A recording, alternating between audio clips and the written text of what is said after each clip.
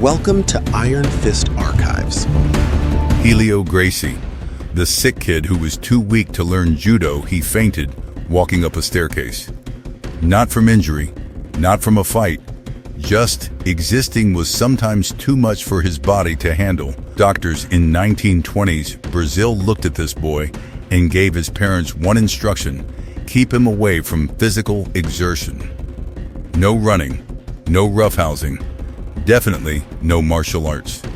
His own brother was opening the first Jiu-Jitsu academy in Rio de Janeiro, and the family's official medical advice was that this particular son was forbidden from setting foot on the mat as anything more than a spectator.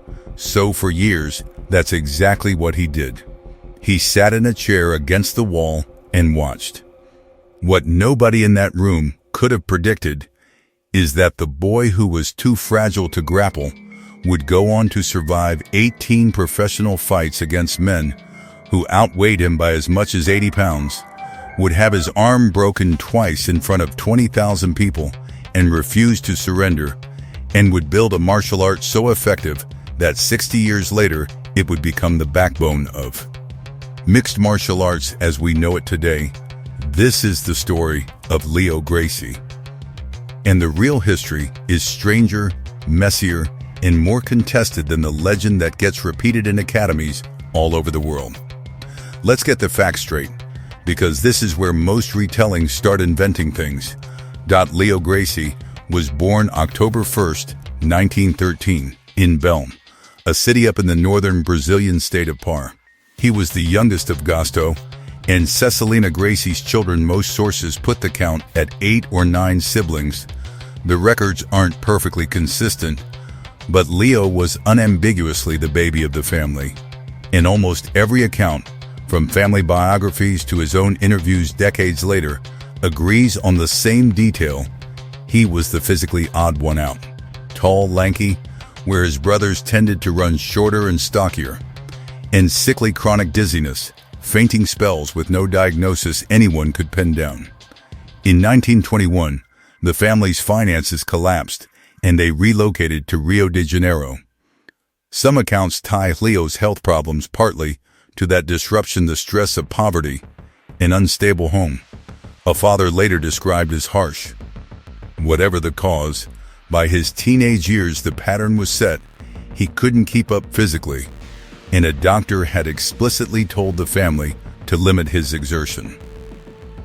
Here's the part of the story everyone gets right, because it's well documented from multiple independent sources, including Leo himself. His oldest brother, Carlos, had studied under a Japanese immigrant named Mitsuyo Maeda, also known by the nickname Conde Koma. Maeda had trained in Kodokan Judo, which in Brazil at the time was simply called Jiu-Jitsu, and he taught Carlos out of gratitude to their father, Gasto, who'd helped him get established in Brazil. Carlos opened the country's first Jiu-Jitsu academy in 1925, and he brought his brothers in to help run it: Oswaldo, Gasto Jr., George, and Leo. Partly because he needed the manpower, partly, according to family biographer Hélio Gracie, because he wanted to pull his younger brothers out from under their father's grip. Leo came along, but he wasn't allowed on the mat. Carlos was protective, overprotective, by most accounts, and the standing instruction was that Leo could watch and nothing more. So he watched. Every class, every day, for years. He has said himself that this is when he started memorizing technique, not by doing, but by observing closely enough that the mechanics burned into memory.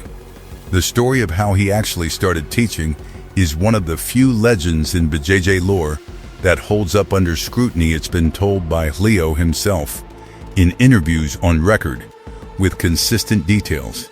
He was around 16. Carlos was running late for a private lesson with a student, a man identified across most sources as the director of the Bank of Brazil, sometimes named as Mario Brandt, or simply Dr. Mario. Rather than make the man wait, Leo walked up and offered to start the class himself. When Carlos finally arrived and apologized for being late, The student told him not to worry about it, he'd already had his lesson, and he liked it enough that he wanted Leo to keep teaching him going forward. That's it. That's the origin moment.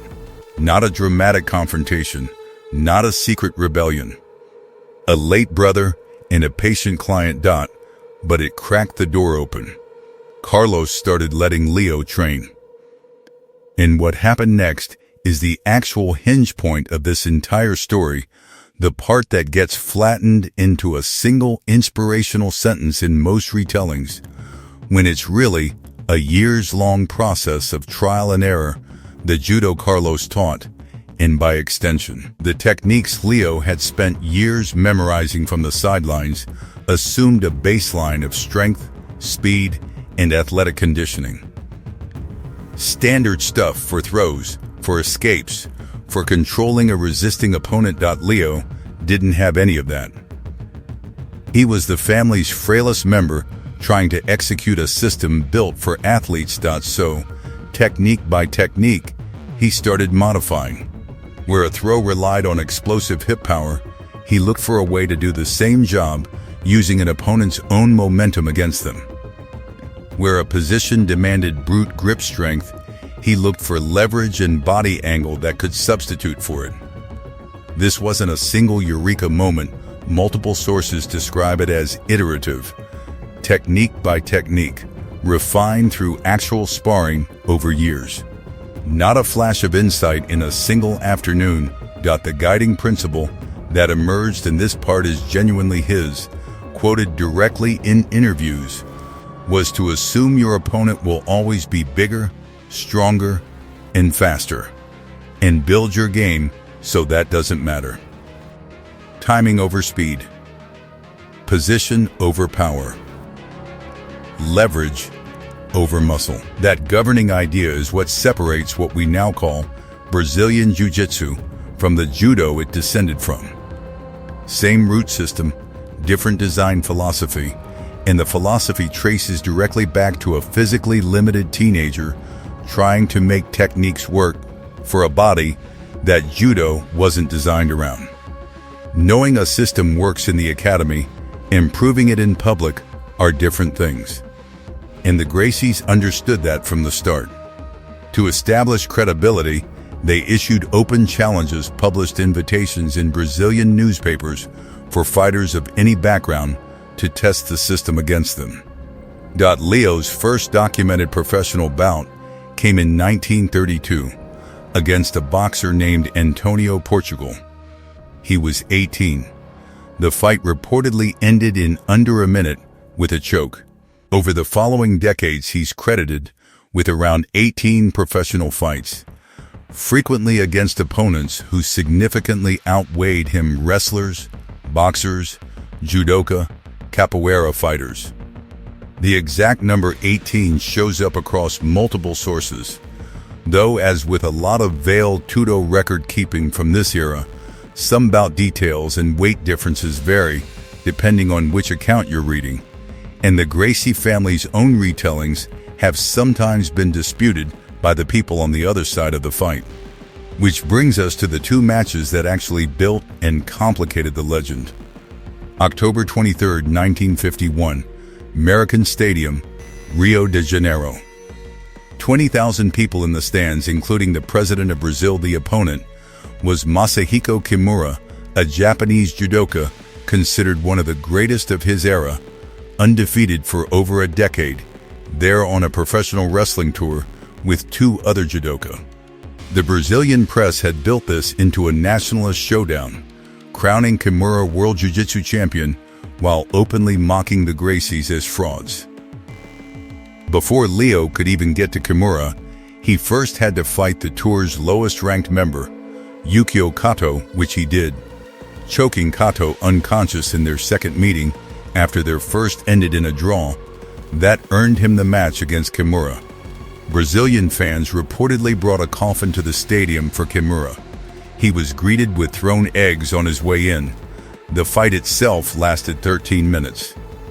Kimura dominated standing exchanges with throws. Multiple sources describe him repeatedly throwing Leo with osotogari, haraigoshi, uchimata. By several accounts, including Leo's own later admission in a 1994 interview. He was actually choked unconscious at one point and woke up when Kimura released the hold to switch positions, something that wasn't obvious to the crowd or even to Kimura at the time.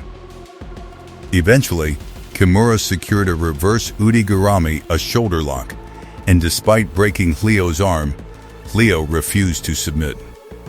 Kimura cranked it again, breaking it a second time. Hélio's brother Carlos finally threw in the towel. That submission hold has been called the Kimura in grappling gyms ever since, named for the winner, not the loser, which tells you something about how decisively that fight actually went. And here's where the myth-busting really matters. Kimura's own account, written later in his autobiography, directly contradicts the close, heroic battle version that's become standard in Beijing lore. Kimura described it as a one-sided beatdown from start to finish, said he intended one throw to cause a concussion and was only stopped by an unusually soft mat, and claimed there was never real doubt about the outcome. So, which version is true? Probably both, depending on what you're measuring. Tactically, it was a dominant win for Kimura, nobody disputes that. But the refusal to tap twice with a broken arm in front of his home crowd is also not in dispute. The Gracie family literally has the gi Hélio wore that day displayed in their museum, not as a trophy of victory, but as a point of pride in defeat. That tells you which version of the story the family chose to build its identity around. 4 years later, on May 24, 1955, Leo, now 42 and out of active competition, accepted a challenge from a former student, Waldemar Santana, 26 years old, trained in both Gracie Jiu-Jitsu and Capoeira, and significantly bigger. What followed is generally cited as the longest recorded Vale Tudo fight in history. The exact length varies by source: 3 hours and 40 minutes, 3:42, even 3:45, depending on which newspaper or biography you trust, but everyone agrees it ran roughly 3.5 to 4 hours, with no time limit. Santana spent most of it in top position, landing strikes. Near the end, he threw Hélio with a hip throw and followed up with a kick to the head that knocked him out cold. The fight was brutal enough that it directly contributed to Vale Tudo eventually being banned in Rio de Janeiro. And it became cultural shorthand for something much bigger than a jiu-jitsu match. The Brazilian playwright Nelson Rodrigues wrote a column about it the next day with explicitly racial framing, describing the kick that ended the fight as a kind of historical reckoning. That's a detail most martial arts retellings leave out entirely, but it's part of the actual documented record of how this fight landed in Brazilian culture at the time. After Santana, Leo stepped back from active competition for good. He kept teaching for the rest of his life by most accounts, training students until roughly 10 days before his death in January 2009, at 95 years old. What he built didn't stay a regional curiosity. His son Rorian brought the family's system to the United States, which eventually led to the creation of the UFC specifically as a venue to test whether this style of fighting actually worked against everything else. His sons and grandsons Royce, Rickson, Royler, Carlson's lineage, and beyond carried the family name into the first generation of mixed martial arts. And the answer to, does this actually work, turned out to be a resounding yes. Every modern MMA fighter who knows how to fight off their back, every white belt learning their first guard pass, every gym on the planet running a fundamentals class, all of it threads back to a chair against the wall in 1920s Rio de Janeiro, where a boy doctors said should avoid physical exertion sat and watched, because that was the only thing his body would allow him to do. The myth says he invented Beiji in a flash of inspiration because he was too weak to do it the normal way. The truth is slower and more interesting than that. Years of forced observation, years of trial and error adaptation, 2 brutal documented losses that became more legendary than most people's wins, and a family willing to argue, even decades later, about what those losses actually meant. That's the real story. Not a fairy tale about a sick kid who got lucky. A long contested document-backed record of someone solving a problem his body gave him no other way to solve.